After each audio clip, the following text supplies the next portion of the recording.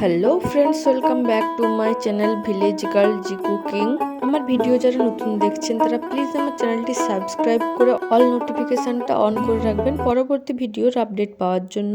আজকে আমরা বানাতে চলেছি মৌরলা মাছের পাতুরি। তো তার জন্য প্রথমে আমি মৌরলা মাছগুলোকে ভালো করে ধুয়ে পরিষ্কার করে নিয়েছি। এখন এর মধ্যে দিয়ে দিচ্ছি পেঁয়াজ কুচি, টমেটো কুচি, আদা রসুন বাটা, হলুদ গুঁড়ো, পরিমাণ মতো লবণ, লঙ্কা গুঁড়ো, সামান্য জিরে বাটা, ধনেপাতা কুচি, সরিষার তেল। এখন এই সমস্ত কিছু খুব ভালোভাবে মাখিয়ে নিতে হবে। আলতো হাতে মাখাতে হবে, মাছগুলো যেন গোটা গোটা থাকে। দেখুন বন্ধুরা, মাছটা আমার মাখানো হয়ে গেছে। এখন এটাকে ঢাকা দিয়ে রেখে দেবো প্রায় 10 মিনিটের জন্য। এখন আমি ওভেনটা জ্বালিয়ে এরকম একটা স্ট্যান্ড বসিয়ে দিয়েছি। এখন কলা পাতাগুলিকে খুব ভালোভাবে সেঁকে নেব। এই প্রসেসটা খুবই গুরুত্বপূর্ণ।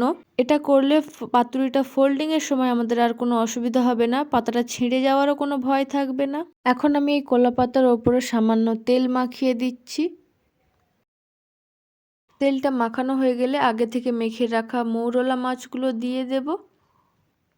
এখন এটাকে ভালো করে একটা শেপ দিয়ে নিচ্ছি, এতে পাতাটা ফোল্ডিং করতে সুবিধা হয়। এখন এইভাবে আস্তে আস্তে করে পাতাটাকে ফোল্ড করে নিতে হবে। চারিদিক থেকে ভালোভাবে ফোল্ড করে নিতে হবে। ফোল্ড করা হয়ে গেলে একটা সুতোর সাহায্যে ভালো করে বেঁধে দিতে হবে। মোটা সুতো দিয়ে বাঁধার চেষ্টা করবেন। সরু সুতো হলে পাতাটা কেটে যাওয়ার ভয় থাকে, সেক্ষেত্রে মাছের পুরটা ভেতর থেকে বেরিয়ে আসতে পারে।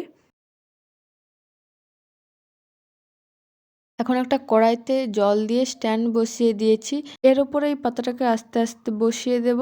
আশা করছি আপনারা পুরো প্রসেসটাই বুঝতে পারছেন। এখন একটা ঢাকনা দিয়ে হতে দেবো প্রায় 10 মিনিটের জন্য। 10 মিনিট পর ঢাকনা খুলে পাতাটাকে আবার ওদিকে উল্টে দেব। এখন আমি ফ্লেমটা লো করে দিয়েছি, নাহলে এটা উল্টানোর সময় হাতে ছ্যাঁকা লাগতে পারে। উল্টানো হয়ে গেলে আবারও ঢাকা দিয়ে 10 মিনিট হতে দেব। এখন আমাদের পাতুরি একদম তৈরি হয়ে গিয়েছে। আমি এটাকে কড়াই থেকে নামিয়ে নিচ্ছি। এটাকে আমি আপনাদের খুলে দেখাচ্ছি জিনিসটা কত সুন্দর হয়েছে দেখতে এবং খেতে। আপনারাও প্লিজ একবার বাড়িতে ট্রাই করুন, না হলে বুঝতেই পারবে না এটার স্বাদ কত সুন্দর। যারা মৌরলা মাছ খেতে পছন্দ করেন না তারাও এটার প্রেমে পড়ে যাবেন। এত সুন্দর একটা রেসিপি না ট্রাই করলে কিন্তু খুব মিস করবেন।